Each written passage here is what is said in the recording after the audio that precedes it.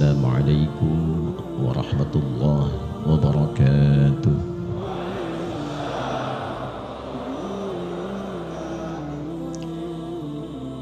Alhamdulillahi rabbil alamin alladzi ja'alana al-mu'minina al-musallin fanas'alullaha an yaj'alana minal muttaqin.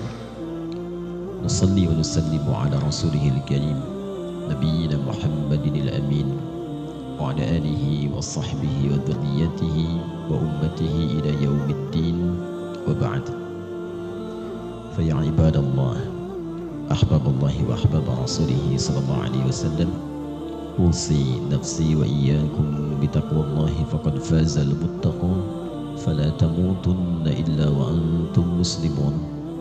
Faqala ta'ala يا أيها الذين آمنوا اتقوا الله حق تقاته ولا تموتن إلا وأنتم مسلمون. Jemaah sekalian, tanpa kecuali seluruhnya kami bermohon pada Allah Subhanahu wa Ta'ala semoga mendapatkan rahmat, kasih sayang, ampunan dan kemuliaan si Allah Subhanahu wa Ta'ala. Semoga yang menginisiasi, yang mendirikan, yang memakmurkan masjid ini, siapapun, diberikan limpahan kemuliaan oleh Allah Subhanahu wa Ta'ala dan menjadikan bekal terbaik untuk dibawa pulang menghadap Allah dan berjumpa dengan Rasulullah sallallahu alaihi wasallam. Hadirin sekalian, hari ini kita setidaknya telah memasuki gerbang awal di tahun yang baru pada penanggalan tahun Hijriyah 1445 Hijriyah. Di hari Rabu yang lalu telah masuk pada hari yang pertama, Kamis hari kedua, Jumat hari ketiga, dan sekarang telah masuk pada hari yang keempat. Allah menetapkan bagi kita panduan berkehidupan yang terhimpun dalam Al-Quran dan disebut langsung oleh Allah dengan nama Hudan. Quran surah kedua Al-Baqarah di ayat 185. Syahrul Ramadhan alladzi unzila fihi al-Quran hudan linnas. Hudan adalah pedoman berkehidupan, kurikulum hidup, bukan sekedar kitab bacaan. Dibaca itu sebagai wasilah untuk mengetahui isinya. Setelah mengetahui, maka diminta kita untuk mengamalkan pedomannya.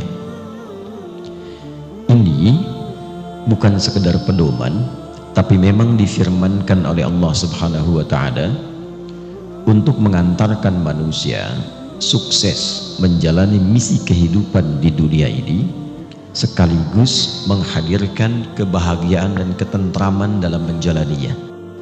Singkatnya, sukses dan bahagia. Desain Hudan ini telah dianjurkan dan diberikan oleh Allah bahkan sejak manusia pertama diturunkan ke bumi. Jadi sejak Nabi Adam alaihissalam beserta istri beliau Sayyidah Hawa alaihissalam diperintahkan menjalani misi awal saat diturunkan ke bumi. Bersamaan dengan turunnya itu diberikan hudan. Itu ditemukan di Quran surah kedua Al-Baqarah di ayat ke-38. Qulna bitu minha jami'a fa imma ya'tiyannakum minni hudan faman tabi'a hudaya fala khaufun 'alaihim wala hum yahzanun.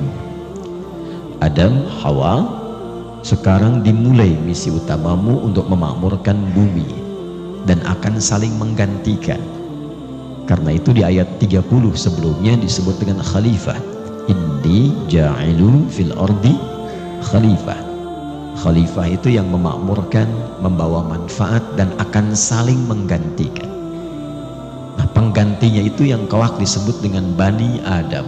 disebutkan 7 kali dalam Al-Quran. Seperti Quran surah ke-7 Al-A'raf di ayat 31 misalnya. Ya bani Adam khudhu zinatakum 'inda kulli masjid. Saat Adam dan Hawa turun itu, Allah tidak membiarkan keduanya dan kelak anak keturunannya turun dan beraktivitas begitu saja.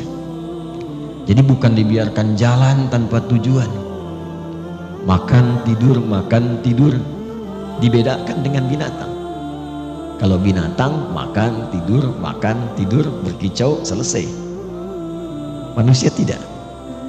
Maka diberikan pedoman supaya hidupnya terarah, aktivitasnya terukur, dan yang paling menarik, jika diikuti pedoman ini, maka semua kegiatan yang dilakukan fala khaufun 'alaihim, itu selalu membawa ketenangan. Jadi Allah menginginkan kalau di rumah tangga itu tenang, kalau belajar di kampus tenang, kalau bekerja tenang, bergaul dalam kehidupan sosial tenang, walahum yahzanun, dan menyenangkan, sukses dan bahagia. Itu konsep dasarnya. Allah tidak menginginkan itu dicukupkan pada Nabi Adam dan Sayyidah Hawa saja, tapi kemudian diteruskan pada anak keturunannya. Setiap berganti masa, berganti era, karakternya berbeda. Maka diturunkan kemudian kitab-kitab sesuai dengan eranya, sesuai dengan zamannya, tapi fungsinya serupa. Maka saya cepat lompat supaya langsung kita paham materinya. Misal setiap berganti era Nabi Nuh ke Nabi Ibrahim alaihi wassalam, sampai ke Nabi Musa, sampai ke Nabi Isa, sampai ke Nabi Muhammad sallallahu alaihi wasallam, itu eranya beda, karakter umatnya tidak sama, maka diberikan setiap generasi itu kitab bimbingan. Misal yang paling viral, kitabnya Nabi Musa namanya apa? Taurat. Ya, tahu dari mana? Al-Quran, gampangnya gitu ya. Baik. Nabi Musa saat diberikan Taurat itu, sifat Taurat disebutnya hudan. Quran surah 17 Al-Isra di ayat kedua, wa ataina Musal kitabah, dan demi keagunganku diberikan kepada Musa alaihi salam kitab, wa ja'alnahu hudan li bani Israil, dan kami tetapkan, kata Allah, Taurat itu fungsinya sebagai hudan, pedoman berkehidupan, kurikulum hidup untuk umatnya Nabi Musa di masa itu yang dikenal dengan Bani Israel. Jadi sifatnya terbatas, lokal, untuk umat itu saja, karakter pada masa itu. Dan kalau diikuti tadi, fala khaufun 'alaihim wa lahum yahzanun. Baik, Nabi Isa alaihi salam punya kitab namanya apa? Injil. Injil pun kalau kita baca Al-Maidah kita temukan fihi hudan. Jadi isinya dalam Injil itu pun hudan. Untuk siapa? Untuk umatnya Nabi Isa alaihi salam pada masa itu di Bani Israel. Terbatas skupnya. Baik, di masa Nabi Musa ada karakter, diberikan. Nabi Daud ada karakter, diberikan Zabur.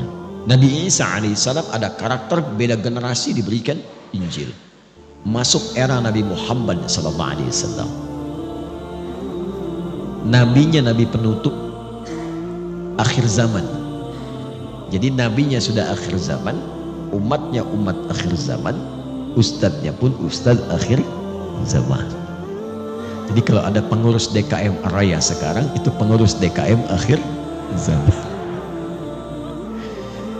Karena akhir zaman, khataman nabiyyin, maka sifat kitabnya pun mesti beda dengan sebelumnya.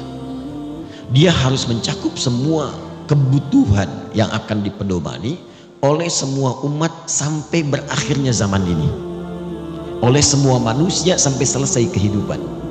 Karena itu kita temukan sifat kitab terakhir ini berbeda dengan sebelumnya. Kalau sebelumnya libani, liqaumi, lokal sifatnya, tapi untuk Al-Quran harus untuk semua manusia tanpa kecuali. Manusia setidaknya punya 5 nama yang banyak disebutkan di Quran. Kalau menunjuk pada keadaan nafsunya untuk dimanage disebut dengan bashar, masih personal, 35 kali disebutkan dalam Al-Quran. Qul innama ana basyarum mithlukum. Kalau disebutkan pada karakter bawaan saat lahir secara tunggal, itu disebut ins. 18 kali disebutkan dalam Al-Quran dipasangkan dengan jin. Ya ma'asyaral jinni wal ins wa ma khalaqtul jinna wal ins.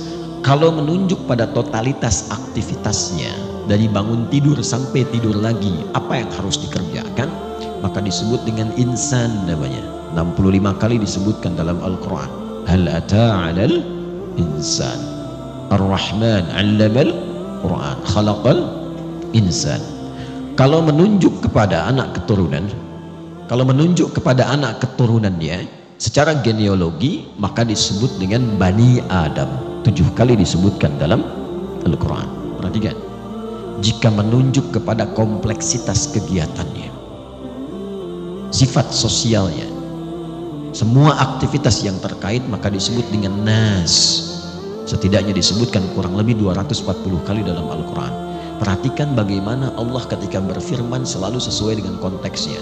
Saat menurunkan Al-Quran, kepada siapa ditujukan? Tidak disebut bashar, bukan ins, bukan insan, bukan Bani Adam.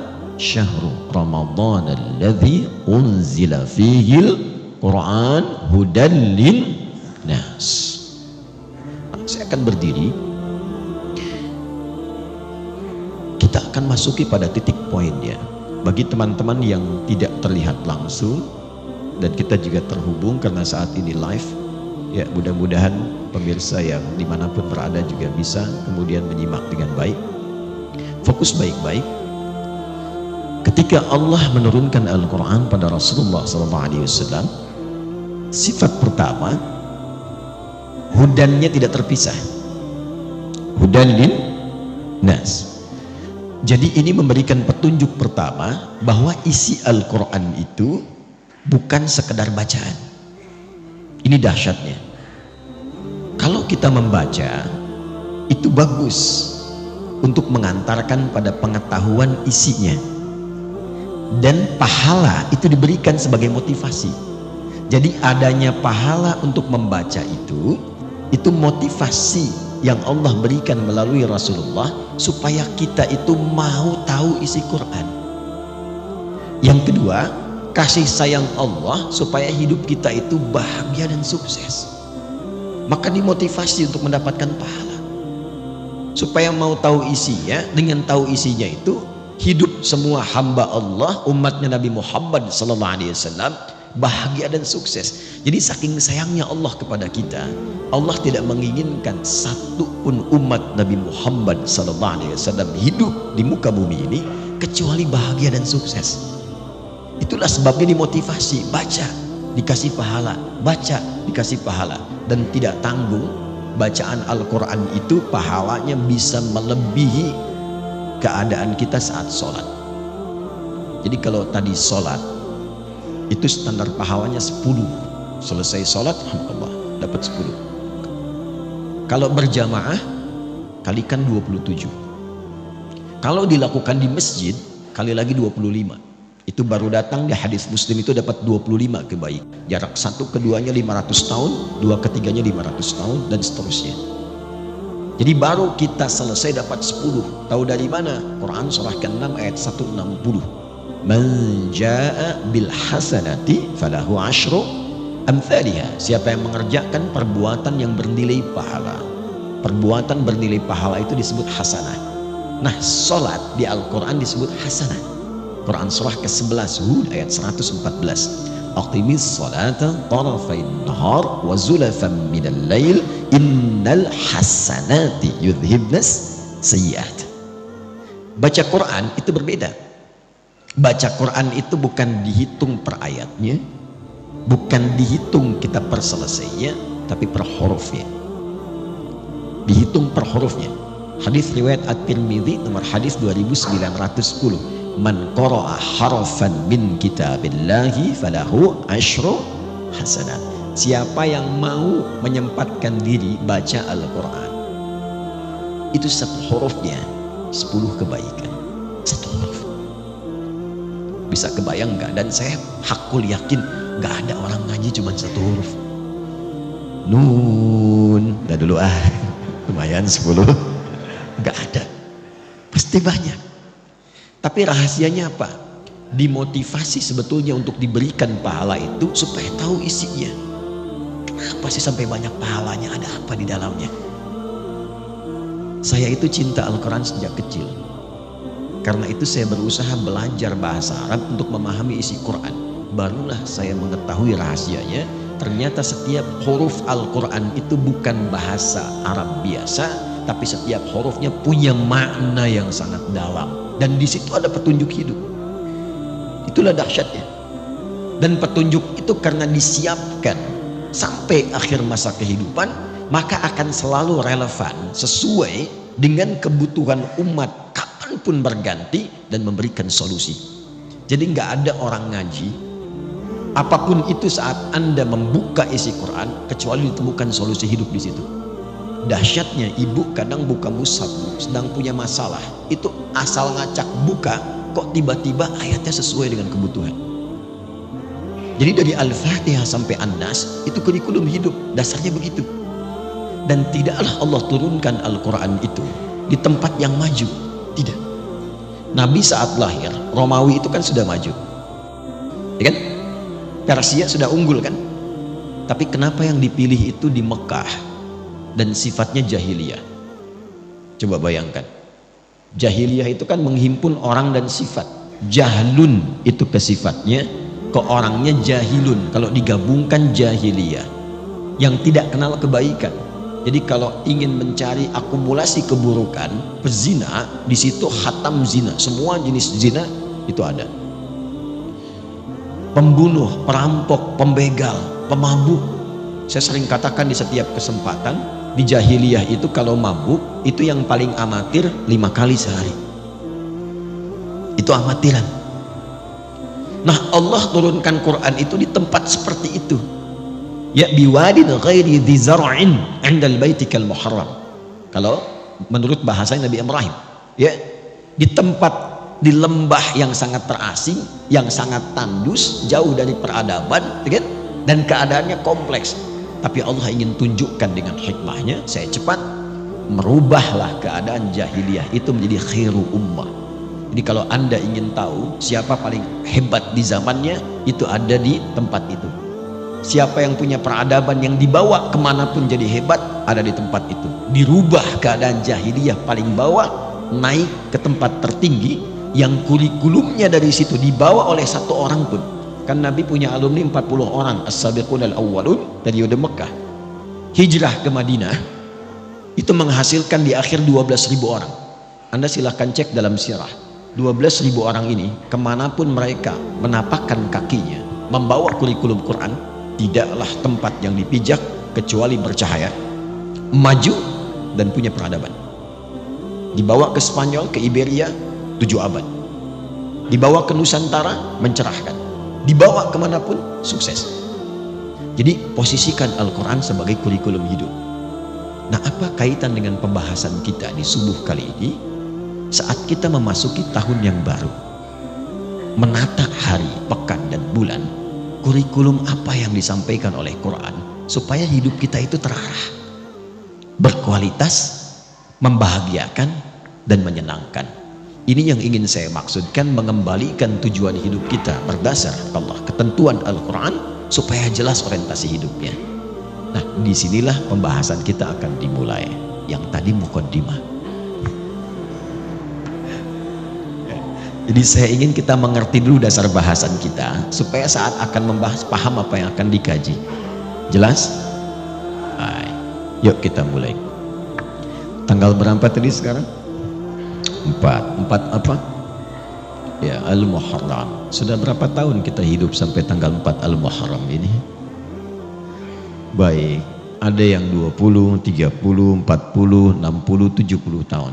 Pertanyaan besarnya, apakah semua waktu yang telah kita lalui semuanya bernilai di hadapan Allah? Yuk, riset membuktikan, walaupun ini masih simpel dan perlu diverifikasi, tapi umumnya para ilmuwan sepakat rata-rata setengah usia manusia itu digunakan untuk tidur, rata-rata. Yuk kita ambil standar saja, diakumulasikan jamaah rata-rata 40 tahun.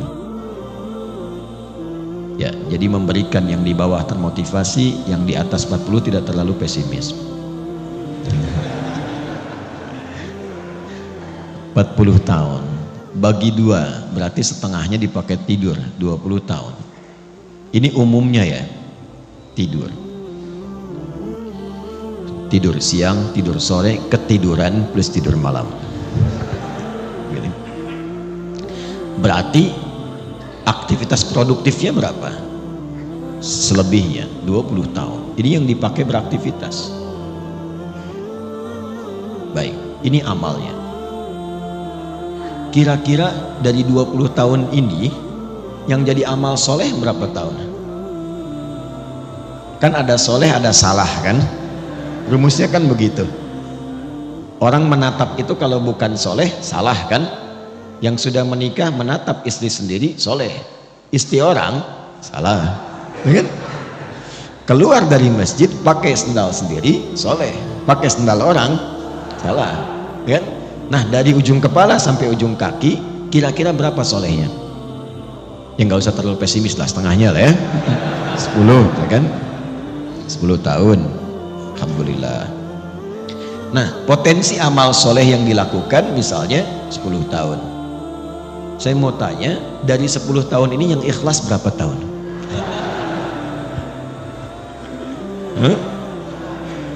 Alhamdulillah, ya kan? Setengahnya. 5 tahun ikhlas. Ikhlas, Masya Allah. Dosanya berapa tahun? Kan di hadis Muslim begitu, akan menutup kan? Ya'ti yaumal qiyamati bi salatin wa siyamin wa zakatin, tapi sayang ada yang wayati qad syatama hadza wa qadhafa hadza wa daraba hadza wa safaka dam hadza, tu'khadhu hadza min hasanati wa hadza min hasanati. Paham? Tidak. Ada orang sholat, ada orang puasa, ada orang zakat, tapi kadang ada yang tak mampu menahan lisannya. Dia sholat tapi masih mencela orang. Dia puasa bikin hoax. Dia juga berzakat tapi juga suka berselisih. Ada orang pulang ngaji sudah berdebat berselisih. Ada orang kemudian melakukan perbuatan baik tapi juga ada yang menumpahkan darah. Wasafaka dama hadza. Ini kalau Nabi memberikan isyarat pasti terjadi. Puncaknya itu kata Nabi, puncaknya bahkan ada yang menumpahkan darah tapi tega menyebutkan kata-kata kemuliaan di situ dengan menyebut kalimat Allah. Allahu Akbar, tembak. Allahu Akbar, bom. Itu hati-hati. Mesti hati-hati. Dan kalau ada doktrin demikian cepat tinggalkan, karena itu yang dari awal diwaspadai oleh Rasulullah SAW. Hati-hati. Saya pernah sampaikan di berbagai kesempatan tempat, dan kita bermohon pada Allah supaya tidak terulang lagi kapanpun ya. Itu dulu waktu ada bom di Jalan Tamrin itu meledak, duar gitu. Itu saya sedang di Lampung, tiba-tiba jamaah bertanya, Ustaz, apakah bom di Jalan Tamrin termasuk jihad fisabilillah? Saya bilang, Mas, maaf ya, sependek pengetahuan saya, jihad fisabilillah itu jihad di jalan Allah, bukan di Jalan Tamrin.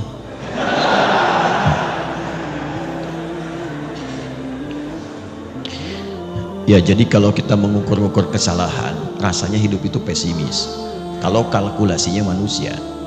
Tapi kalau kita kembalikan pada hukum Allah, makanya kalau rajin ngaji itu hidupnya cerah. Alhamdulillah di situ ada taubat. Kebayang nggak orang sudah bunuh 99, dia genapkan jadi 100. Tetapi kemudian dia taubat. Cuman menempuh perjalanan ke majelis ilmu supaya mendapat bimbingan seorang syekh untuk taubat. Di jalan dia istighfar, di jalan dia istighfar, tiba-tiba di tengah-tengah cuman jarak lebih sejengkal dia meninggal. Itu diterima tobatnya oleh Allah. Ketika diterima dihapuskan dosanya, sejengkalnya ini amal barunya. Sejengkal itu yang mengantarkan dia ke dalam surga. Itulah yang menurunkan beberapa ayat dan hadis-hadis Nabi Muhammad SAW. Ayatnya di Al-Quran semisal An-Nisa ayat ke-100, hadisnya banyak yang viral. Imam An-Nawawi sampai memasukkan bagian dari itu dalam hadis yang keempat di Al-Arba'in An-Nawawiyah. Masih ingat kan? Seakan-akan ada orang kayak divonis mau masuk neraka, tinggal sejengkal, sehasta ke neraka itu, ternyata dia melakukan amalan yang diridhai oleh Allah dan memasukkan itu ke surga. Masih ingat? Itu kalau punya visi hidup. Kalau nggak punya, terancam juga.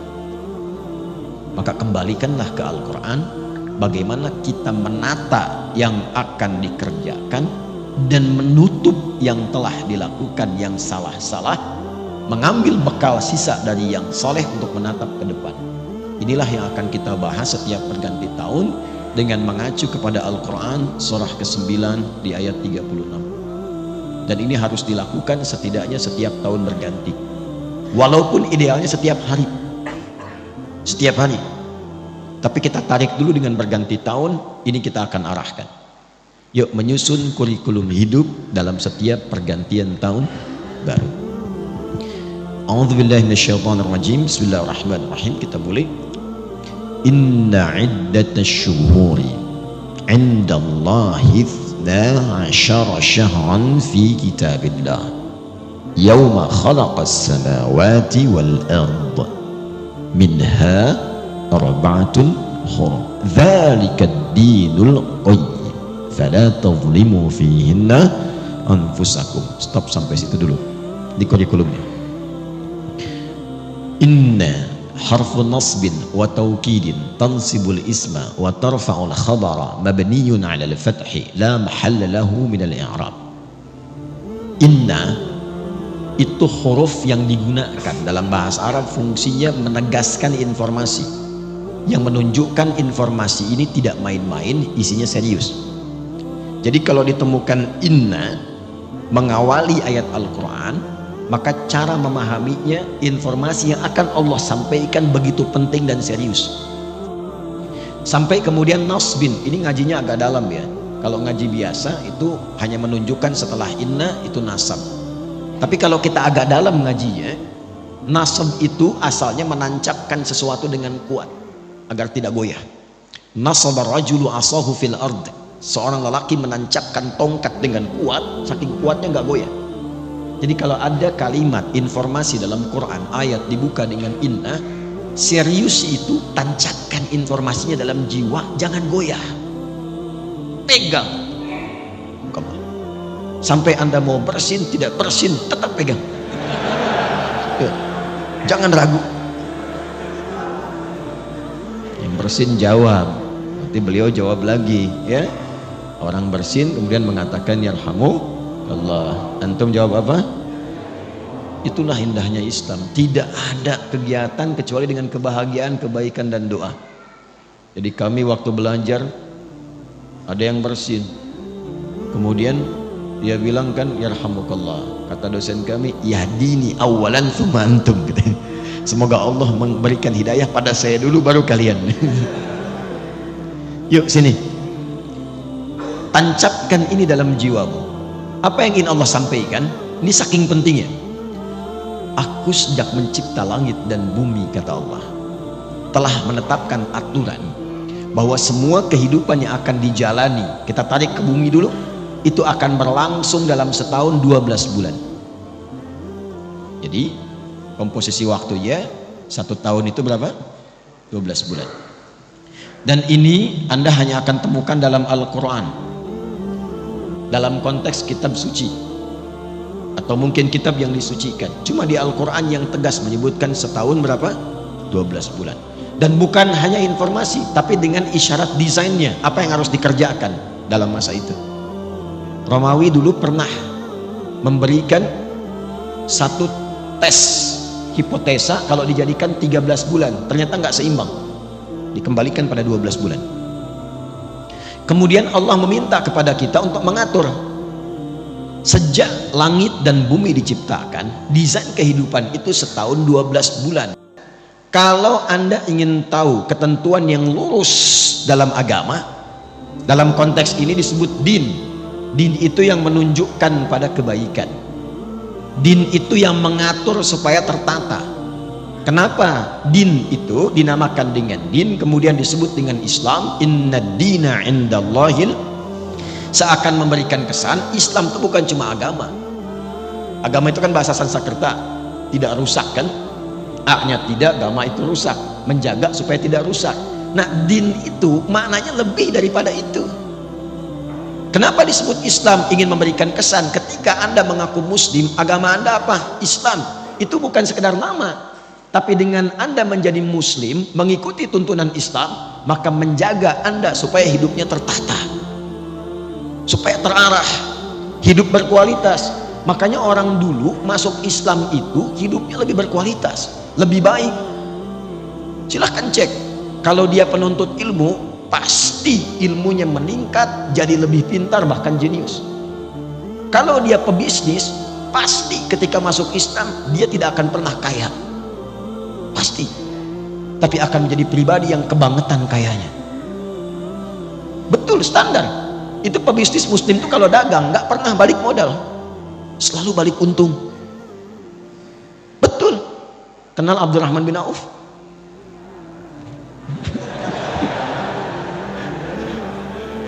Saya nggak akan tanya kenal di mana. Saya itu riset ilmiah. Ini dipertanggungjawabkan dan disidang oleh profesor-profesor di satu kampus. Singkatnya begini, saya riset perbandingan pra-Islam dengan pasca-Islam. Abdurrahman bin Auf, singkatnya saat masuk Islam, itu dalam bisnisnya yang berkah itu, kalau dikonversi ke sekarang, aset dan semuanya, itu nilainya 72.000 triliun. Elon Musk belum ada apa-apa. Dan baru turun kemarin jadi 2.800-an. Jeff Bezos 1.800-an triliun. Itu belum ada apa-apanya, baru kaya. Abdurrahman bin Auf itu kebangetan kayanya, kebangetan. Kapaknya terbuat dari emas, tapi masuk surga juga. Ya, daripada miskin gak jelas kan? Luar biasa. Jadi semua orang tuh jadi orang hebat. Terus yang tadinya itu angkuh jadi orang yang tegas, yang sombong jadi tawadu. Semua berubah. Itulah muslim. Jadi kalau hari ini ada yang mengaku orang Islam, kok bisa kata-katanya menjadi kotor, kakinya melangkah pada yang tidak baik, masa depan tidak tertata, nggak tahu kegiatan apa yang mau dikerjakan, berarti ada yang belum sempurna dalam keislamannya. Nah, ini yang menjadikan kita diminta oleh Al-Quran, coba tata supaya lurus. Dzalika dinul qayyim. Qayyim itu kan lurus, tegak, berkualitas, benar. Sifatnya disebut dengan qiyam. Orangnya qaim, yaqum. Setiap mau sholat kita akan ada iqamah kan, aqama yuqimu, supaya sholatnya benar, lurus, tertata, safnya lurus. Itulah muslim, itulah muslim. Nah, singkatnya di ayat ini, gambaran cepatnya orang Islam itu mesti punya planning, konsep kegiatan yang jelas dalam mengatur waktunya. Setidaknya dia punya program dalam setahun itu 12 bulan apa yang mau dikerjakan. Nanti akan ditarik ke hari, makanya nanti akan dibagi ke dalam konsepsi waktu sholat itu setiap harinya, tapi targetnya tahunan. Jadi Anda ini dalam setahun punya rencana apa? Kalau mau ditarik ke dunia dulu misalnya, ya coba dalam konteks Anda nih yang belajar, mahasiswa, dalam setahun ini apa yang mau dicapai? Kenapa yang dipilih kampusnya itu? Mau jadi apa ke depannya? Petakan, turunkan, dibagi ke dalam 3 bagian minimal. Makanya minha arbaatun hurum, 12 dibagi 4 berapa? 3. Jatuhnya per trimester, 3 bulan, 3 bulan, 3 bulan, bagi 4 bagian, dievaluasi. Sudah tercapai belum? Tercapai belum? Apa yang harus dilengkapi? Apa yang harus dikurangkan? Target IPK berapa? Diturunkan. Bisnis demikian, dalam setahun evaluasinya bagaimana? Itu standarnya, itu paling rendah, paling standar. Nah, semakin tinggi lagi imannya, maka dia melampaui batas-batas dunia. Itu targetnya langsung akhirat. Targetnya langsung apa? Akhirat. Di cara menyusunnya begini, mohon izin saya tidak bermaksud mengajari, hanya menuangkan apa yang Al-Quran berikan petunjuk kepada kita. Jadi kalau seorang muslim itu semakin tinggi imannya, semakin kuat imannya, semakin banyak amal solehnya, itu orientasi hidupnya, dia memasang target akhirat dulu, baru tarik ke dunianya. Itu ada di Quran surah 59 ayat 18. Ya ayyuhalladzina amanu taqullaha wal tanzur nafsum ma qaddamat lighad. Ghad di situ akhirat. Ghad di situ maksudnya akhirat. Ya, saya terangkan dengan ilmu nahwu dulu supaya cepat ya. Ya, yaitu huruf panggilan, disebutkan setidaknya 361 kali dalam Al-Quran. Itu memanggil yang mendekat, yang menengah, dan jauh. Semua jarak, semua aspek. Jadi kalau Anda pergi ke Mekah, umrah atau haji, yang belum mudah-mudahan disegerakan, ya, insya Allah. Dan tidak cukup dengan amin, nabung. Ya. Anda ada kesulitan, pengen dimintai bantuan, bilang aja, ya, nengok semua tuh. Yang dekat, yang menengah, yang jauh. Ayyuha disebutkan 150 kali dalam Al-Quran. Ayyunya munada untuk menguatkan informasi, haknya mengingatkan tanbih. Kemudian alladzina disebutkan 1080 kali dalam Al-Quran. Itu untuk memanggil semua tanpa kecuali, tanpa sekat. Mau laki-laki, perempuan, tua, muda, besar, kecil, melintasi status. Jadi Allah menginginkan semua hambanya tanpa kecuali. Yang punya jabatan, yang belum punya jabatan. Yang disebut kaya, yang disebut cukup, yang disebut ustadz atau jamaah, Allah nggak bedakan. Sepanjang engkau beriman, kata Allah, mesti punya visi hidup. Dan sepanjang engkau beriman, mesti ingat akhirat, tempat pulang. Karena setiap kita pasti akan pulang. Setiap kita pulang, gak ada yang nggak pulang. Karena hidup kita itu bukan di sini itu tugas. Pulangnya ke sini. Walal akhiratu khairul laka minal ula. Nanti ke sini, ini bukan tempat kita di sini. Sadari itu, kita terus sedang bertugas. Fil ardi itu membawa misi, pulangnya akhir. Makanya disebut di Quran dengan mayyit. Quran surah 39 ayat 30. Innaka mayyitun. Mayyit itu kalau pakai tasydid itu yang akan meninggal. Ya, yang akan wafat. Wafat itu gerbangnya, artinya menjalani masuk gerbang itu untuk masuk ke tempat yang baru, itu yang abadi. Sedikit-sedikit lompatnya. Ini ada mayit begini, ada mayit, itu beda. Kalau mayit pakai tasydid itu masih hidup, tapi akan meninggal. Jelas? Yang akan meninggal. Apa yang menyebabkan dia kemudian meninggal? Ajal tiba. Quran surah 7 ayat 34. Walikulli ummatin ajal. Ketika ajal tiba, apa yang menjadikan kemudian dia wafat? Maut yang datang. Ini semua yang terkorelasi. Ketika datang maut, dia mengambil tasdidnya nih. Ini bukan ilmu takatik ya. Ini seakan ini rohnya ini diambil, maut. Siapa yang ditugaskan? Malakul maut. Quran surah 32 ayat 11. Qul yatawaffakum malakul mautil ladzi wukila bikum. Maut.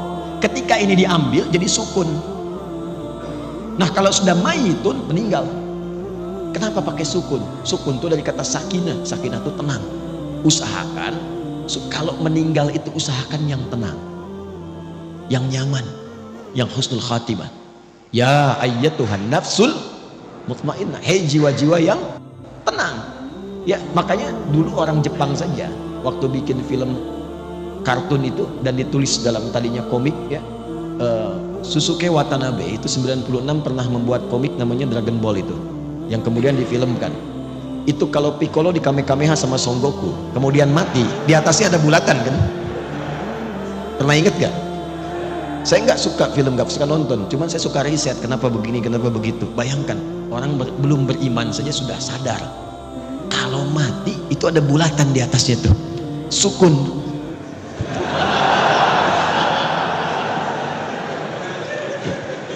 Enggak. Tuh. Coba nanti yang belajar bahasa Arab agak dalam belajarnya. Itu di bahasa Arab itu harokat pun ada artinya. Itu harokat. Kenapa sukun, kenapa fathah, kenapa dhammah, kenapa kasrah, itu ada artinya. Jadi kalau panjang waktunya bisa saya bahas. Tapi karena terbatas kita fokus. Kita sampai jam berapa? Insya Allah, tidak ada masalah. Anda silakan sampai zuhur. Saya 6/4 saya pamit. Dan nanti kapan-kapan lagi lah, kapan-kapan. Insya Allah ya. Tapi saya punya cerita singkat dulu.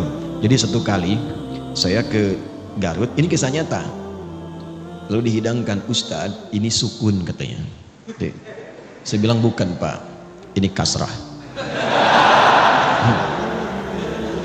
Kalau sukun dia masih di atas, bulat. Begitu jatuh ke bawah itu kasrah.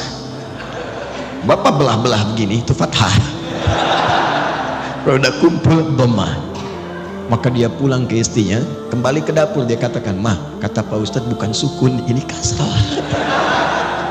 Ini kisah nyata ini. Kembali sini.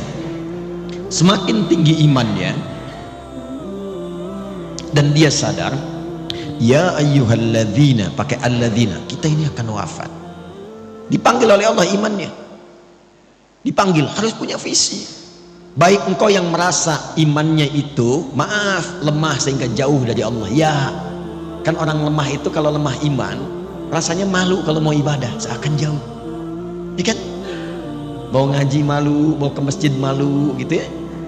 Ada yang standar menengah, standar.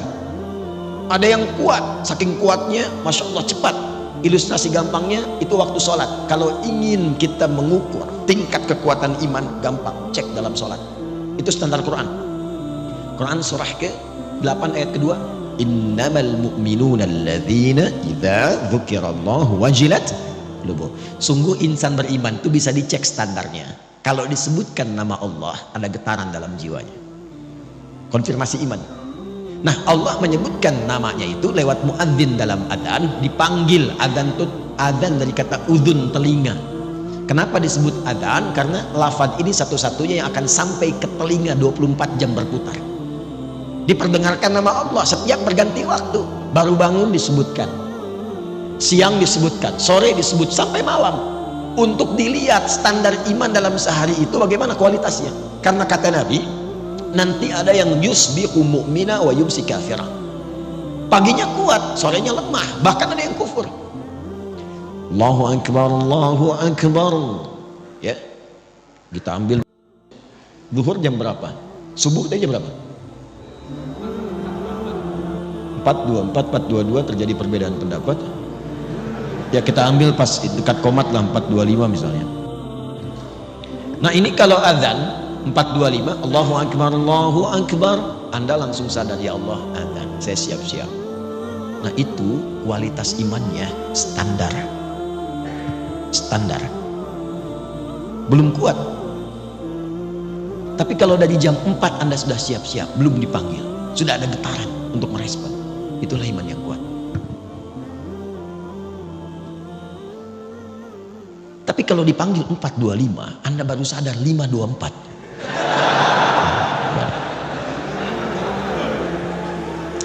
Nah ini yang dimaksud lemah.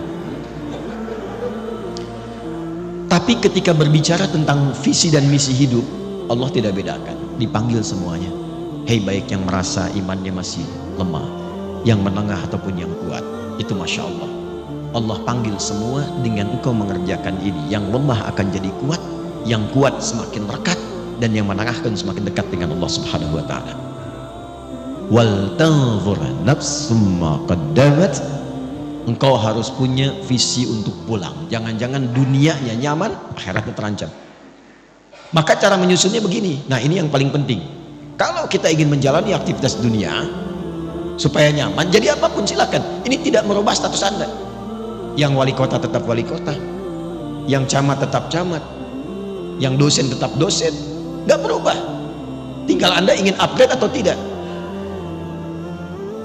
Saking pentingnya bunyi itu ya, mengingatkan. Ya suruh nanti saya terangkan. Tarik ini sampai ke masa kita sekarang. Dari sini dulu, dari akhirat. Ini kan tempat pulang terakhir kan. Logika sederhananya begini, kalau kita ingin menempati tempat untuk pulang yang terbaik, sekarang sedang kita beraktivitas, berarti kita siapkan kan tempat yang bagus, kalau pulang nyaman, tempatnya enak dan sebagainya. Nah Allah sudah menawarkan melalui Rasulullah ada 8 tempat indah saat pulang di akhirat. 8 jenis yang disebut dengan jannah, surga. Jadi surga itu ada 8 jenisnya. Dari mulai yang biasa, tapi maaf, sebiasa-biasanya pun surga. Ya, mala ainan ra'at wala udhunun sami'at wala khatara ala qalbi bashar. Itu indah, ingin apapun seling langsung ada. Itu ada di Al-Baqarah ayat 25. Wa utubihi mutasyabihat. Antum sekarang, waduh lapar nih, udah nunggu dari tadi, ya kan? Pengen makan, pengen sarapan, pengen macam-macam. Di surga beda. Begitu antum ingat nasi uduk, celing ada. Apa aja? Itu yang surga biasa.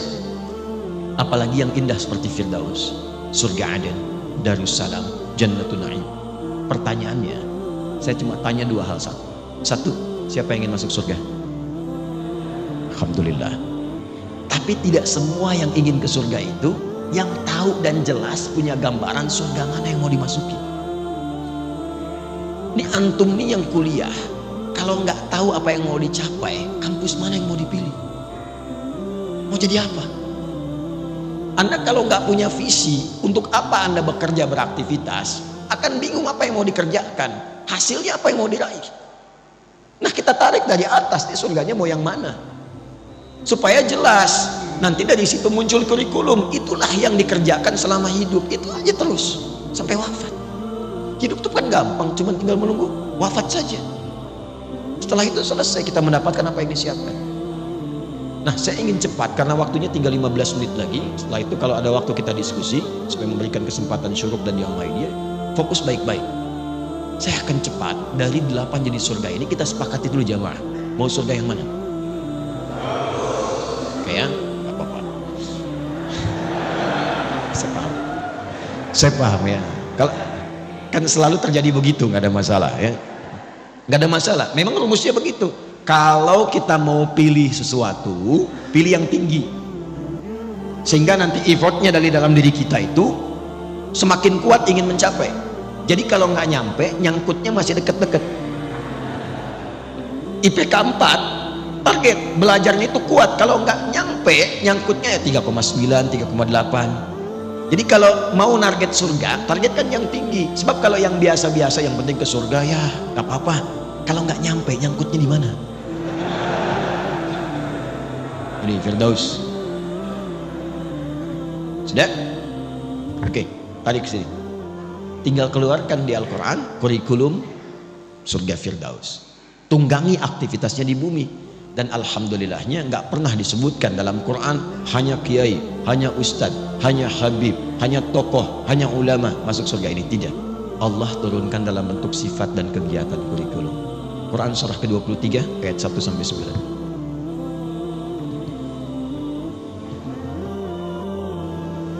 Qad aflahal mu'minun alladzina hum fi salatihim, terus sampai Anda dapatkan, perhatikan, ulaika humul warithun alladzina yarithuna al-firdausa hum fiha, dan itu pakai alladzina, semua berpeluang masuk ke surga situ. Bahasa bebasnya begini, ada calon penghuni surga Firdaus yang sedang beraktivitas dan berpetualang di bumi. Siapa mereka itu? Diturunkan sifat kurikulumnya. Satu, yang sholatnya khusyuk. Sholat khusyuk. Jadi bukan sekedar sholat. Surga biasa, yang penting sholat. Yang penting sholat. Surga Firdaus, sholatnya dinaikkan kualitasnya khusyuk. Anda bisa menjadi pejabat, silahkan. Presiden, gubernur, bupati, wali kota, camat, lurah, RW, RT dan sebagainya, silahkan. Tapi kalau pengen ke Firdaus, Anda mesti sholat. Ke surga Firdaus itu ditentukan bukan dengan jabatan dunia, tapi dengan kualifikasi ini. Dan sholatnya mesti khusyuk. Jelas sampai sini? Kemudian walladzina hum 'anil laghwi mu'ridun, menata diri supaya bermanfaat. Yang tidak penting tidak dilakukan. Bicara yang penting, yang nggak penting diam. Lihat yang penting-penting, yang nggak penting nggak harus dilihat. Dengar yang penting-penting, yang tidak penting tidak harus didengar. Sampai ke ujung kaki. Nah, kalau sudah paham ini, tunggangi menjadi sifat kegiatan. Kalau sudah kita tunggangi sampai wafat, sabar sampai meninggal, insya Allah ini siap. Walladzina hum lizzakati fa'ilun. Dia pun bekerja itu untuk mewujudkan targetnya ini ke Firdaus. Jadi dia berusaha itu untuk mendapatkan harta, capaiannya bukan kaya. Makanya komen Nabi, dan ingat ya, kalau Nabi sudah komen itu, kita umatnya langsung like, share, and subscribe. Gak usah ditawar. Komen Nabi sederhana. Kata Nabi itu gini, au kama qala, kaya itu biasa bagi umat. Jadi Nabi memandangnya biasa. Karena sifat dunia itu ya kecil sekali gitu. Biasa. Yang Nabi khawatirkan itu adalah umat yang tak mampu memanage kekayaannya. Nah, calon penghuni surga Firdaus ini, dia pun kalau berbisnis, berdagang, berusaha untuk kaya, bukan sekedar kaya, kayanya itu untuk beramal, lizakat, minimal untuk zakat. Jadi bukan untuk memenuhi dunianya. Dan ketika Anda mengejar akhirat, dunia pasti ikut. Demi Allah saya katakan, Anda kejar akhirat, dunia pasti ikut. Nggak ada ceritanya orang mengejar akhirat kehilangan dunia, itu nggak ada. Dan itu akan sesuai porsinya dengan kebutuhannya. Saya tanya Anda, zakat itu berapa persen? 2,5%. Itu yang standar ya, standar pokok 2,5%. Ya Allah, hamba sudah berusaha sholat semaksimal sampai hidup saat ini. Hamba ingin menaati-Mu ya Allah, berikan kesempatan untuk bisa berzakat selama hidup. Hamba tidak minta banyak ya Allah, hamba ingin surga Firdaus, setidaknya berikan kesempatan 25 juta aja bisa zakat. 25 juta aja bisa zakat. Zakat 25 juta. Tapi kan Allah kasihnya 1 miliar. 2,5% dari 1 miliar berapa? 25 juta kan? Jadi ketika Anda minta 25 juta untuk zakat, Allah kasih 975 juta lebihnya. Itu konsep dasarnya. Jadi kalau Anda niatkan yang bisnis, yang kerja untuk menaati Allah, untuk ibadah, mengikuti pedoman Rasulullah, dunia ikut. Nanti lebihnya tinggal dibagi untuk keluarga yang dekat, keluarga menengah, keluarga jauh. Disinilah muncul skema infak namanya. Diatur kebutuhan Anda berapa, lebihnya itu untuk beramal. Makanya kita pandai-pandai melihat Allah titipkan apa kepada kita. Cuma 4 pilihannya. 1 ilmu, 2 harta, 3 kedudukan, 4 tenaga. Dan keempat ini contohnya sudah ada pada kepribadian para sahabat ketika belajar dengan Nabi. Dan Nabi mengakumulasi semuanya. Jadi ketika Anda dititipkan pengetahuan, ilmu, mau jadi apapun, maaf, ustadz, dosen, macam-macam. Nah, pertanggungjawaban pertamanya itu pertanyaannya bukan seberapa besar gelar Anda, berapa banyak ilmu itu yang telah mengenalkan Anda dengan Allah. Kan jelas, itu setiap bangun loh standar. Jadi kalau kita bangun tidur, itu langsung ditanya ya pada diri kita melalui hadis Nabi. Sampai bangun itu sudah seberapa dekat dengan Allah? Ingat Allah enggak? Itu ada di Abu Daud nomor hadis 1367. Silahkan dicek. Dari Ibnu Abbas radhiyallahu taala anhu. Itu kata beliau kalau Nabi bangun dari tidurnya, kana Nabiyyu sallallahu alaihi wasallam idza istaiqadha bin naumihi fajalasa. Kalau Nabi bangun dari tidur duduk dulu. Enggak langsung, jangan langsung beraktivitas, duduk supaya tenang. Wa masaha bi yadihi min athari naumi. Kemudian menghilangkan bekas ngantuknya dengan tangan yang bersihnya. Karena nanti ada hadis lain, kalau menduga tangannya kotor cuci dulu. Karena engkau tidak tahu kemana tangan itu berkelana saat tidur. Setelah sadar baru baca. Apa yang dibaca? Sebelum doa itu ada bacaan dulu, wa qara'a khawatim surah Ali Imran, dan membaca 11 ayat terakhir surah Ali Imran. Surah itu kurikulum hidup yang menyadarkan jangan sampai bangun dan beraktivitas Anda tidak kenal Allah apapun profesinya. Inna fi khalqis samawati wal ardi wa ikhtilafil laili wan nahari la ayatin liulil. Siapa ulul albab itu? Alladzina yadhkuruna Allah qiyaman wa qu'udan wa 'ala wa yatafakkaruna fi khalqis samawati wal rabbana ma khalaqta hadza batila subhanaka faqina. Jadi Anda mau tugas jadi udara, darat, lautan, bekerja apapun, kalau Anda mengaku muslim, ingat Allah. Itu poinnya. Yang menjabat silahkan. Bapak di wali kota, ada di RW, di RT, Anda nggak akan ditanya berapa banyak yang telah dikumpulkan dari pangkat dan jabatan. Pertanyaan pertamanya, berapa amanah Allah yang telah engkau berhasil selesaikan? Kenal Allah nggak? Harta juga begitu. Jadi ketika Allah titipkan, menatanya begini, menatanya bukan semuanya itu harus dibelanjakan. Nih, yang untuk ibadah akhiratnya. Untuk keluarga berapa? Setelah itu sebagian infak awal 5 golongan, Al-Baqarah 215. Setelah itu lebihnya baru keluar. Anda dapat sebulan 100 juta, hitung setelah keluar zakat, ini yang di rumah berapa kebutuhannya? Misal 30 juta. Lalu dari 5 golongan yang 215, ayat 215 di Al-Baqarah, ada orang tua di situ. Yas'alunaka madza yunfiqun qul ma anfaqtum min khair falil walidain wal aqrabin, kerabat dekat. paman, bibi, ya adik, kakak dan sebagainya, keponakan. Wal yatama, anak yatim, wal masakin, orang miskin, wabnis sabil, yang kesulitan di perjalanan. Porsinya berapa? Setelah itu baru keluar yang jauh. Jadi siapa untuk keluarga, tabungannya bagaimana, selebihnya itu untuk ibadah. Inilah Firdaus. Dan kalau dikumpulkan terus pun tanpa arah itu percuma, karena saat meninggal dibalutnya cuma pakai kain kafan dan silahkan cek, tidak ada kantongnya. Silahkan cek kalau nggak percaya. Jadi polanya seperti ini. Kalau ini sudah paham dan menjaga kehormatan, walladzina hum li furujihim hafidun. Ini aja sifatnya. Ada 5 sifat, silahkan nanti cek ayatnya. 5 ini turunkan, ikuti selama hidup. Dan jadi apapun.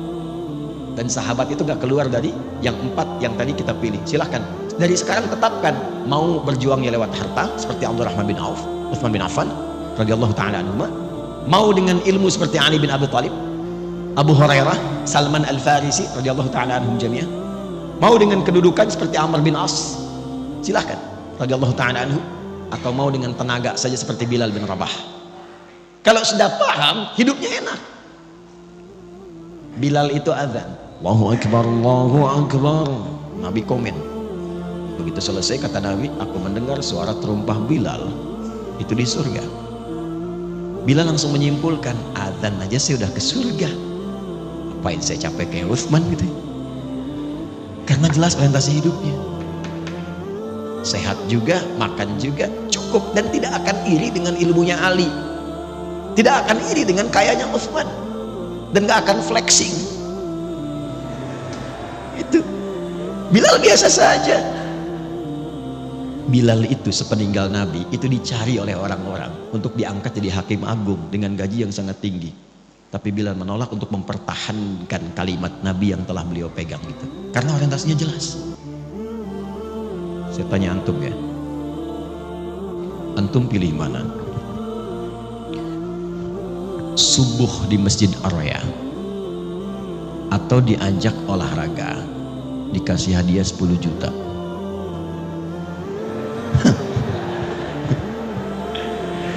Subuh di Masjid Ar-Raya atau olahraga dikasih hadiah 10 juta? Maaf, pilihan cuma 2, nggak ada yang ketiga. Itu memang nggak mudah. Tapi kalau kita paham orientasi hidup, bukankah 2 rakaat sunnahnya saja sudah lebih daripada dunia dan seisinya? Itu kalau punya orientasi. Kalau nggak jelas, nggak punya pedoman, susah memilihnya. Itu yang menyebabkan ada orang cuman menjadi penjaga toko kok bisa meninggalkan Jumat, bisa nggak sholat, apa yang mau dicari, dan meninggal juga. Itu yang menyebabkan kita mesti jelas orientasi. Nah, oleh karena itu orang Islam itu kalau disebut muslim, dia dari bangun tidur, baru bangun tidur itu dia sudah punya rencana. Nih saya petakan dengan cepat ya. Kita bangun tidur baca doanya bagaimana? Alhamdulillahilladzi ahyana ba'dama amatana wa ilaihin. Baik, hadisnya riwayat Mu'adz bin Jabal dan Jundub bin Junadah. Di Al-Bukhari kita temukan. Fokus. Tapi tidak semua yang baca itu paham maksudnya. Alhamdulillahilladzi ahyana. Ya Allah, terima kasih. Segenap ucapan syukur hamba ucapkan syukur kepadamu yang telah memberi kesempatan hidup sampai detik ini. Dan diberikan kesempatan hidup ba'dama amatana, setelah tadi diwafatkan sementara. Tapi kalau bahasa bebasnya begini, kalau kita ngaji tahu isinya, itu bahasanya begini, ya Allah, bila pun ajal hamba tiba saat tidur tadi, bisa engkau langsung wafatkan. Tapi engkau memberikan kesempatan hamba hidup kembali sampai ajal tiba. Wa ilaihin nusyur, maka hamba berjanji tidak akan menyia-nyiakan kesempatan hidup sekarang. Hamba akan cari bekal untuk pulang menghadap kepadamu. Itu kalimatnya. Karena itulah ketika bangun dipanggillah oleh Allah. Dalam sholat pertama kita menghadap. Kenapa menghadap? Kita minta bimbingan taufik dari Allah supaya nggak salah langkah. Maka disebutlah kemudian sholatnya dengan subuh. Sifatnya disebut dengan fajar. Apa itu subuh? Dari kata asbah. Asbah itu sesuatu yang siap dengan rencana. Wasubhi idza tanaffas. Quran surah At-Takwir ayat ke-18. Wasubhi idza tanaffas. Dan demi waktu subuh kalau sudah tiba, kita mesti punya rencana yang jelas berdasarkan nafas yang kita lalui. Makanya matahari pun mulai memancar, tumbuhan mengeluarkan oksigen, semua manfaat. Orang Arab kalau ditanya kaifa asbahtum, maksudnya apa kabar anda hari ini dan punya rencana apa. Jadi jangan sampai ada orang Islam bangun dari tidur, dia nggak jelas jam 7 apa yang mau dia lakukan, jam 8 apa yang mau dia kerjakan, jam 9 akan ada di mana, zuhur anda mau sholat di mana, berapa ayat yang sekarang akan dibaca hari ini, berapa infak yang mau dikeluarkan hari ini. Katanya pengen firdaus, baca Quran aja nggak sempat. Apa yang mau disiapkan? Nah itu yang mesti dilakukan. Sehingga sholat yang kedua disebut dengan zuhur. Zuhur itu izhar, terang, jelas. Udah jelas belum hasilnya dari subuh sampai siang ini dengan rencana tadi? Kalau belum jelas, hati-hati, nanti rugi. Muncul waktu asar. Asar kan identik dengan kerugian. Wal asr innal insana lafi khusr. Kalau nggak disiapkan dengan rencana amal soleh, nggak sabar menjalaninya, bisa rugi. Karena tahu-tahu maghrib aja. Dan isya. Ada isya, ada asya. Asya itu sibuk beraktivitas. Kalau jatuh jadi kasrah, selesai aktivitas dan selesai tertidur. Kita tidak tahu apakah malam itu yang mengantarkan kita pada gerbang kehidupan akhirat. Nah ini setiap hari itu tertata. Nanti dari situ dibuat kepakanan. Makanya tawaf 7 kali. Ini bukan utak-atik, ini nyambung semua nasabnya dan terkorelasi. Setelah itu bulanan. Makanya kita itu ada bimbingan harian, bimbingan pekanan dalam Jumat, bimbingan dalam bulanan, sampai tahunan, puncaknya haji, bertemu semua untuk saling mengenal. Nanti setiap ganti tahun itu kita evaluasi, apa selama ini yang menghambat kita kurang dekat dengan Allah. Mau sholat itu susah, mau baca Quran sulit, mau infak keluar, harta udah dikasih banyak, kayak infak juga sederhana. Mungkin ada yang haram yang masuk dalam tubuh kita, ada yang haram yang masuk dalam tubuh seseorang, ya, atau ada perilaku maksiat yang harus ditinggalkan. Itulah yang menjadikan seorang muslim mesti meninggalkan itu, meninggalkan sesuatu yang dilarang kepada yang baik, disebut dengan hijrah namanya. Jadi hijrah itu bukan masuk kelompok tertentu, ormas tertentu, keadaan tertentu, bukan. Meninggalkan segala yang dilarang menuju segala yang baik. Kalau anda ingin ikut, tambahkan ya, mengikuti sifatnya tambahkan tak, maka jadilah hijriyah. Hijriyah itu bukan sekedar nama untuk tahun, bukan. Maksudnya kita diingatkan setiap datang dan mengenal tahun hijriyah. Maksudnya sudahkah kita tinggalkan yang kurang baik menjadi lebih baik? Itu poinnya. Aish ma syi'ta fa innaka mayyit. Kalau masih belum paham, itu langsung silahkan hidup, nikmati, bebas, terserah kamu, tapi ingat kamu akan wafat. Hari pertama, bulan pertama di kalender hijriyah ini diberi nama apa namanya? Bulan apa? Bukan.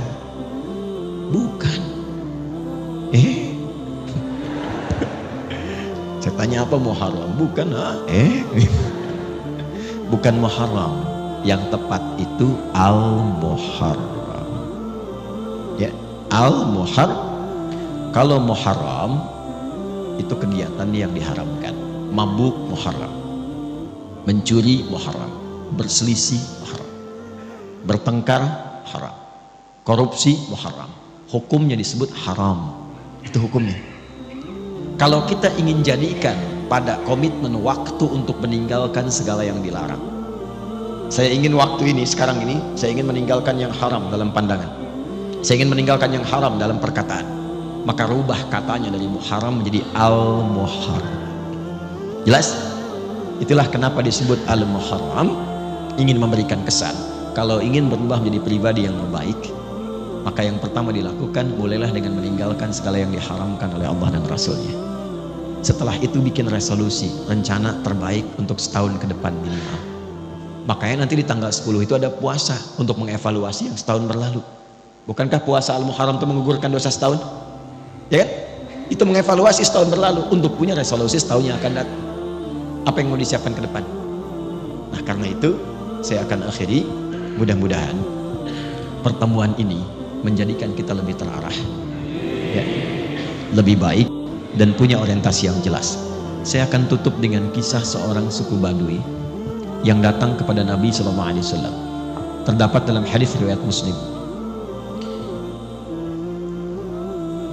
Datanglah seorang dari suku Badui itu padang pasir, pedalaman di Arab, kepada Nabi SAW.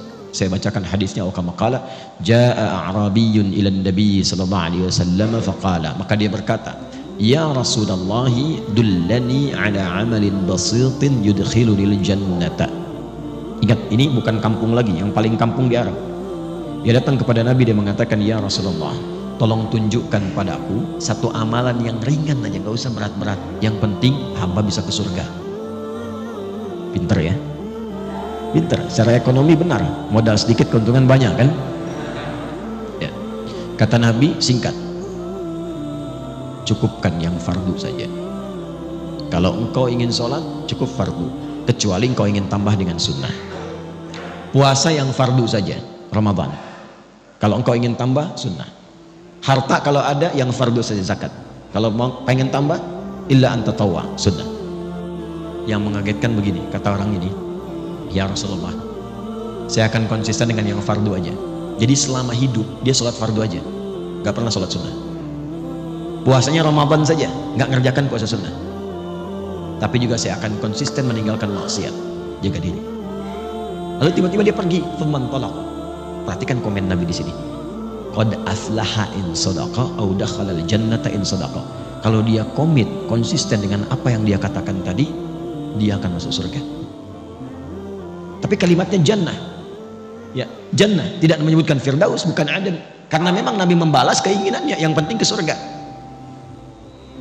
Jadi sebetulnya simpel, dia mengerjakan kegiatannya yang sederhana, yang biasa-biasa, tapi visinya tinggi. Nah, cuman dia mengetahui keadaannya, dia paham, dia itu nggak sanggup sholat sunat tahajud karena tinggalnya nomaden, pindah-pindah, kadang-kadang malamnya ada badai, terganggu. Maka dia komit dengan yang fardu. Dia mungkin tidak kerjakan sunnah, tapi dia tinggalkan maksiat. Tapi antum tidak harus pilih seperti dia. Kenapa? Karena tantangan mereka dengan kita beda. Di padang pasir, maksiat apa yang mau dilakukan? Lihat onta nggak pakai baju, emang begitu. Pemandangannya ya gersang saja. Jadi potensi maksiatnya kecil, tinggal nata diri saja. Sekarang antum buka HP sudah maksiat. Kan? Jalan baliho, aurat terbuka, lihat, nggak sengaja, tapi gini lagi. Benar nggak ya? Salah. Maka kita harus punya visi yang lebih besar lagi. Ya, maka saya bandingkan sebelum saya akhiri. Ini saya sudah sampaikan yang nyata-nyata. Kalau bukan Quran hadis, yang ini kisah yang saya alami sendiri. Antum nih datang, masya Allah, masjid bagus. Semoga Allah berkahi semua. Fasilitas enak, komplek baik. Ini saya mau tutup ya, cuma untuk menggugah kita semua saja. Saya ingin ajarkan pada anak saya dulu bagaimana sirah Nabi dari mulai dasar saat menggembala kambing. Maka saya ajak anak saya itu ke satu puncak bukit, karena saya dengar ada orang saleh memelihara kambing. Saya ajak dengan istri, dengan keluarga situ. Singkatnya sampai di atas, masya Allah, itu orang luar biasa. Tinggal di perbukitan, tapi ketika datang tamu semua diada-adakan. Padahal pendapatan ketika saya tanya cuma 100.000 per bulan, tapi rasanya mewah, kebahagiaan terpancar.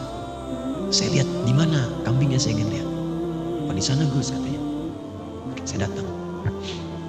Begitu saya lihat, bersih kambingnya, bagus. Tapi yang membuat saya agak heran, itu mulutnya ditutup pakai potongan dari plastik botol minuman. Saya nggak sebut merek ya, supaya tidak endorse. Jadi kalau ada begini dipotong, tapi yang agak besaran tuh, ditutup mulutnya. Itu saya tanya tegas sekali, ini kenapa kambingnya? Kok ditutup, sakit? Perhatikan jawabannya. Bukan Gus, katanya. Ini kambing baru datang di tempat saya beli. Saat saya mulai beli itu, aukamakala, saya tutup mulutnya pakai bagian dari botol itu supaya saya jaga di jalan sampai ke sini dia tidak memakan yang bukan haknya. Itu saya diam. Berapa detik saya menangis. Anda lebih berhak mendapatkan rahmat Allah. Saya mengajar sekian hadis, mendatangi pengajian hanya untuk menerangkan hadis ini. Anda bahkan mempraktekkannya pada hewan yang Anda gembalakan. Jadi bayangkan, orang yang dianggap biasa, mungkin hartanya sedikit, yang jarang ngaji ke tempat yang mewah-mewah begini, mulut kambingnya aja ditutup. Kenapa Anda yang sudah Allah berikan fasilitas luar biasa, ngajinya enak, keadaannya nyaman, fasilitas mewah, hanya untuk menjaga lisan saja kadang-kadang kita tidak mampu. Bertakwalah kepada Allah karena kita akan meninggal. Wafatlah dalam kebaikan. Tibalah seorang yang sangat luar biasa, istrinya juga luar biasa, anaknya luar biasa, kerjanya biasa, sederhana. Tapi ketika dikunjungi dia mengatakan istrinya, Abi alhamdulillah kalau pulang bawa rezeki banyak sekali. Setelah saya cek 500.000 sebulan. Apa yang dikerjakan suaminya? Kerja serabutan sana sini. Tapi kalau datang tamu semua ada. Tanpa Anda sadari, istrinya hafal Quran 7 riwayat, suaminya hafal Quran, anaknya hafal Quran. Keluarga itu ahli Quran yang menikmati hidupnya hanya untuk menunggu jumpaannya dengan Allah Subhanahu wa Ta'ala. Sifat apapun bisa kita kerjakan, tapi pilihan bisa kita pilih untuk menentukan bagaimana akhir kehidupan kita. Jangan sampai 1 Al-Muharram itu cuma jadi kumpul-kumpul, datang kembang api lebar, tertawa, gembira, akhir tahun, foto-foto, bikin konten, tapi tidak jelas kehidupan untuk kembali pulang. Semoga Allah memuliakan kita, ya, memaafkan kita, mengampuni dosa-dosa kita. Saya meminta maaf karena ada satu di antara jamaah yang tinggal di Bekasi, ibunya pun orang saleh, insya Allah baik, meninggal dunia dan dimakamkan di Batu. Saya sudah berjanji dari sini saya akan ke Batu untuk menziarahi dan mendoakan dan langsung ke bandara. Jadi kita akhiri dengan bermohon berdoa pada Allah Subhanahu wa Ta'ala. Mudah-mudahan doa kita dikabulkan dalam kebaikan. Allahumma taqabbal minna innaka antas sami'ul alim wa tub 'alaina innaka antat tawwabur rahim. Salli wa sallim ala habibikal karim rasulikal mustafal amin nabiyina Muhammadin wa ala alihi wa sahbihi ajma'in. Rabbana la tada' lana fi maqamina hadha wa fi kulli maqamin dhanban illa ghafartah. Ya Allah, jika ada pendosa hadir dalam majlis ini, jangan biarkan dia pulang kecuali Engkau ampuni seluruh dosa-dosanya. Wala hamban illa farajtah, jika ada yang sedang merasakan kegelisahan dalam hatinya, jangan biarkan dia pulang kecuali Engkau tenangkan keadaan jiwanya. Allahumma wala dainan illa qadaitah, jika ada di antara kami yang diuji dengan utang piutang, limpahkan rezeki kepadanya untuk melunasi utang-utangnya. Allahumma wala asiran illa yassartah, ya Allah, Engkau Maha mengetahui, boleh jadi di antara hamba-Mu ada yang datang membawa kesulitan di rumah tangganya, di pekerjaannya, kehidupan sosialnya. Dengan keikhlasan amalannya di hari ini, hilangkan dan angkat seluruh kesulitan-kesulitannya. Allahumma hafadh ya Allah biladana Indonesia waj'alna baldatan thayyibatan tardaha. Ya Allah, mohon jaga negeri kami Indonesia, anugerahkan kemakmuran, kesejahteraan yang Engkau ridai dan jauhkan dari keburukan yang tidak Engkau ridai.